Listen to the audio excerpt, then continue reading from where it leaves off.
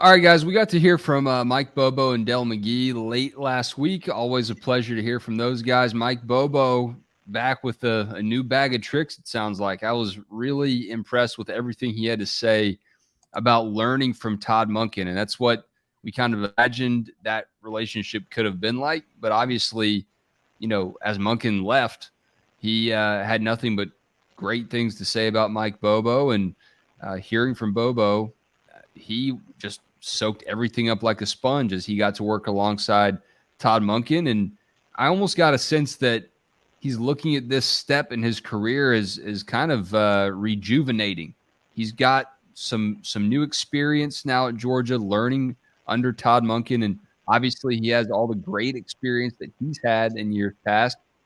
A lot of the best experience was at Georgia, but now he's kind of got a new look on things, and he doesn't have Darnell Washington, he doesn't have Stetson Bennett, but he knows how this offense is supposed to run. Yeah, I think the biggest thing, if we could have Mike Bobo in here, I think the biggest thing with Mike Bobo, if he could be completely honest, is this is the first time probably in his career as a head coach or an offensive coordinator that he's going to call plays with a defense that can win games. I think Mike would probably tell you that every time he's called plays, it's been in situations where you have to score every single time. I mean, the game that people talk about the most, and I certainly will say the game people talk about the most is the Todd Gurley South Carolina goal line play with him not giving the ball. Fair enough. But they also scored 35 points that day on the road at South Carolina, and they lost. You know what I mean? So if Georgia scores 35 points right now, it's over. They're going to win the game 100% of the time, 99% of the time. They're going to win the game at 35 points. So it's just a little different challenge here, and I think he probably feels like he's got he's got all these weapons and these quarterbacks. He's trying to figure out how they're going to go and do these things, but it's just a different mindset probably. You look at the Tennessee game last year, and Georgia throttled that thing down. Started raining and all these things, but Mike Bobo has probably never had that opportunity to say, "Hey, let's let our defense finish this thing off for us. Just don't turn the ball over, and we're good. It's going to be raining. Let's just finish this thing off and win this huge game." So that's not. I don't think Mike Bobo has ever been in a situation in South Carolina, Auburn, Georgia, or Colorado State. I watched a lot of the Colorado State games, and they scored a lot of points out there with those kids, but they couldn't stop anybody defensively. And so it's interesting to me how he'll call this year. I still think it's going to be a great offense. I think they're going to be lights out, but I think his mindset probably he'll understand it. The other side of the ball is pretty damn good. Well, and he was asked, about if he can notice a difference between Georgia last time he was here and Georgia now. And, he said the biggest thing that he's noticed is just how well that they've recruited and the talent that is coming in and year out. It just creates depth. I mean, there is no drop off.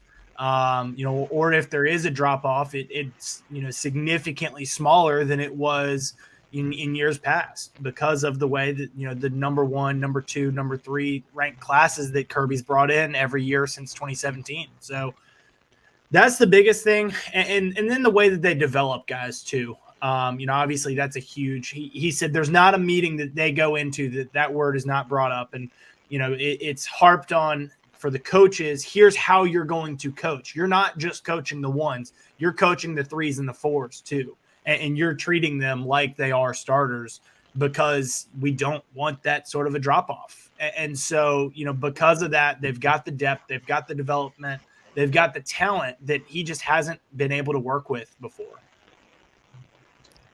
Bobo pointed out that it will be different because Stetson was an elite runner. Kirby said that they're not approaching the quarterback position too differently because they don't want to design too many runs for the quarterbacks. I imagine the truth somewhere in the middle. Yeah, the way that I interpreted those two comments, Kirby's specifically, was more that they're not designing runs. They don't want their quarterback getting hit. They used Stetson's legs, and Stetson's mobility was an asset, but it was not. They weren't necessarily very rarely were they designing runs for him. We saw it in the playoffs. In the Ohio State and the TCU games, they specifically called those quarterback power plays that felt like had been kind of hidden all year, and that's because they wanted to protect the quarterback. And so they're not necessarily going Stetson's legs were an asset. He could make something out of nothing. That may not necessarily be whoever it is at quarterback, especially if it's Carson Beck, who's, the least mobile of the three. That they're probably not going to have that kind of the ability to make something out of nothing with their legs. But they're not necessarily having to change the offense in design and play call because of the non-running quarterback. Yeah, I think you look at all the plays that I was just in there thinking about Stetson Bennett. You think about the TCU play where they blitzed him and went man to man, and he made the guy miss and probably goes 40 yards. And then you think about the Tennessee game when they blitzed him and he made the guy one-on-one miss, and he dives to the pylon for a touchdown. So those kind of plays aren't scripted. Those are what drives the defensive coordinator absolutely bonkers. And that's what makes an offensive coordinator go, thank you, because that wasn't the play, but you still got us an explosive play. So agree, if it's Carson Beck, and we all anticipate it's probably going to be Carson Beck at this point, he just probably, that's not his game. That's not his package. But, if and when Brock Vandagriff is playing, that is certainly a big part of his package. Wheels. As a much bigger guy. I mean, it's talking about, I think people realize when they see Brock Vandagriff, they go, damn, that dude is big and he is fast. He's very athletic. So that's part of his package. So we'll see as things go on. I fully expect, no matter what, I expect Brock Vandagriff to get more snaps this year. So, probably Georgia fans will see that part of the game with him with his legs. Probably see a lot of Brock Vandagriff early in the season, I would imagine.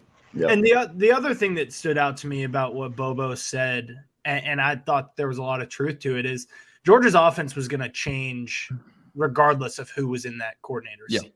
Whether it was Todd Monken or him or anyone else, Georgia was going to have to change its offense because they don't have that quarterback that has that playmaking ability with his legs. They don't have a 6'7", 280-pound tight end that they can, get it to in space. And somebody that wasn't necessarily mentioned, but I think is a big part of, what Georgia's offense was last year, and what they probably don't necessarily have a huge strength of this year. They don't have a pass catching back like Kenny McIntosh.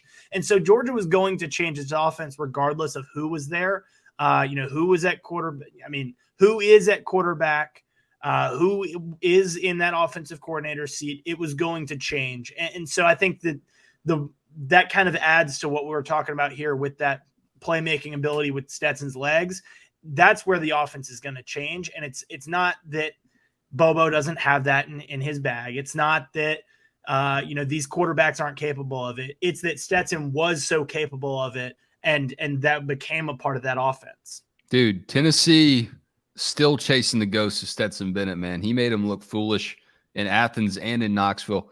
Del McGee spoke on Roderick Robinson. A lot of great stuff over at DawgsHQ.com. Palmer had his finger on the pulse of both of these guys as they spoke to the media in rare appearances. But all the way at the end of one of McGee's stories that you have, Palmer, talking about Roderick Robinson, treating him, the freshman running back, like a flower that is being developed and just kind of pruned and getting acclimated to the college game. I know somewhere Vince Dooley's smiling about that reference. Yeah, I mean, I think that with Roderick, he's got so many veteran guys in that room. He probably wasn't expecting to get this kind of work early, but obviously injuries have thrust more upon him. With Andrew Paul still making his way back, Kendall being banged up, Branson being banged up, Dejan, them being so careful there. So I think that it's a great opportunity for him. I think that he will be a part of their rotation, and especially early in the season while those other guys are still coming back. And I think in doing so, he can earn himself some opportunities to stay a part of that rotation. I'm excited to see what he brings to the table. I think being here in the spring was so big for him. You look back at last year's running back room, Branson, Robinson, and Andrew Paul, neither of them was an early enrollee. Having Roderick Robinson as an early enrollee, getting his feet wet, it's huge because now he's, you know, knee deep in it. Yeah. RKD in our comments says, crazy how Georgia has wide receiver depth, but not running back depth. Never thought I'd live to see that at Georgia. I'll push back on that slightly. I know it's not, 4 and 5 star depth, but it's a lot better than a couple of years ago when you had to put Kieris Jackson at running back because there just weren't actual bodies back there to play running back. I'll say this is too, and to his point, that this is something that's very different with Mike Bobo the first time than Mike Bobo now, because that team was built with running backs.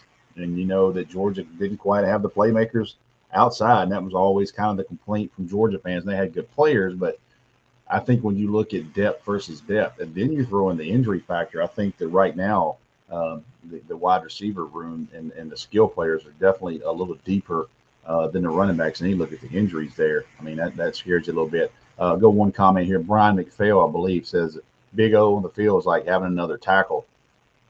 Let me touch on that one.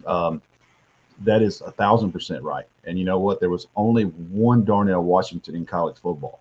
He was 6 foot. What was he? 6'7", 260 pounds at the combine. Yep.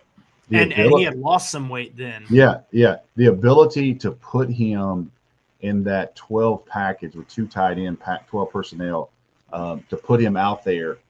Outside of these Amarius Mims, these guys, and to have those two out there like that, it had to really just be like, how the hell do we even defend this with our guys? Because it's basically 2 tackles every single formation with those 2 guys are side by side. So that is something that he's not, and there's not another one like him. Now Brock Bowers is the best tight end in college football, but there's not another package like Darnell Washington that would give you that type of mismatch every single play, because he was a pass catching tight end. I'm excited to see what he does in Pittsburgh. You already see him doing some stuff there, but this guy, and everybody told him, including myself, that thought wise was, dude, just gain 30 pounds and be a first round tackle.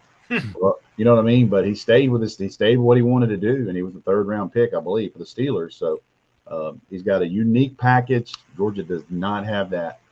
So that's going to be something that I don't care who's playing that position, that role will be gone, and that valuable tool of Darnell Washington will not be there for Georgia. Well, and it wasn't just the in-line blocking. It was his ability and athleticism to be able to get out in space on the perimeter. And it kind of goes back to what I was going to say when we were talking about the running back versus the wide receiver depth. The reason that Kirby's not necessarily as concerned about that running back depth, the lack of it right now, is because they have an extension of the run game in the screens. And we talked about that last year as Georgia wasn't necessarily running the ball super well early in the season. It's because they were getting the ball out to the edge, by throwing it there. And so they had a blocker like Darnell Washington able to get out to the outside. Very interested to see what Oscar Delp can do with that. He's put on 20 pounds per the media guide. Made blocking an emphasis. And that was something that Todd Hartley said. I talked to Oscar at the national championship game when it was kind of thought that he might be in there starting for Darnell after he got banged up in the Peach Bowl and played a significant number of snaps there in the Peach Bowl in the second half of that game. Blocking was not his forte coming into college, and that was a huge emphasis for him this offseason. Very curious to see how that pays off for him, especially getting out in space, blocking on those screens. On the flip side, we were told Oscar Delp had a 64-yard touchdown yesterday. So anytime you take about an 8-yard route and you go 60 on Georgia defense, that's not a bad player as well.